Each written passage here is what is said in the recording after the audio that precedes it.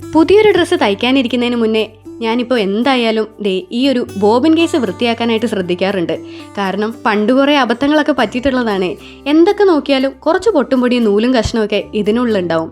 ഇത് ക്ലീൻ ചെയ്തില്ലെങ്കിൽ നമ്മൾ തയ്ക്കാൻ വെച്ചേക്കുന്ന നമ്മുടെ പുതിയ മെറ്റീരിയൽ എല്ലാം പിഞ്ചി പറഞ്ഞു പോവുകയും ചെയ്യും. എന്തിനാ റിസ്ക് എടുക്കുന്നേ? ഇത്രയും സാധനങ്ങളാണ് ഇതിനുള്ളിൽ ഉണ്ടായിരുന്നത്. അതുകൊണ്ട് വലിയ റിസ്കിന് നിൽക്കാതെ നമ്മൾ ആദ്യം തന്നെ അത് ക്ലീൻ ചെയ്തിട്ടാവാം നമ്മുടെ പരിപാടികളെന്ന് വിചാരിച്ചു. ഇത് ശനിയാഴ്ച വൈകുന്നേരം തയ്ച്ചതിൻ്റെ വീഡിയോ ആണ് കേട്ടോ. അന്ന് തന്നെയാണ് നമ്മൾ ഈ മെറ്റീരിയലൊക്കെ വാങ്ങിയിട്ടുണ്ടായിരുന്നതും.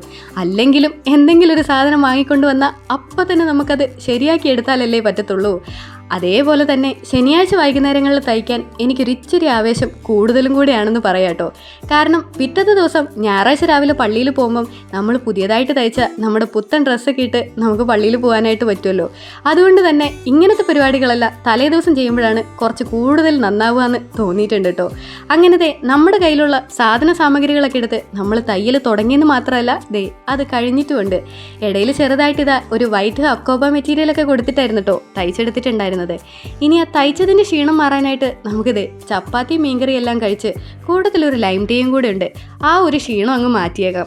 പിന്നെ പറഞ്ഞതിന് മാറ്റമൊന്നും വരുത്തിയിട്ടില്ല. പിറ്റേ ദിവസം ഞായറാഴ്ച നമ്മൾ പള്ളിയിൽ പോയത് നമ്മൾ തലേ ദിവസം തയ്ച്ചു തീർത്ത അതേ ഡ്രസ്സ് ഇട്ടിട്ട് തന്നെയായിരുന്നു കേട്ടോ. അങ്ങനെ പോകുമ്പോൾ ഒരു പ്രത്യേക ഒരു സന്തോഷം കൂടെ.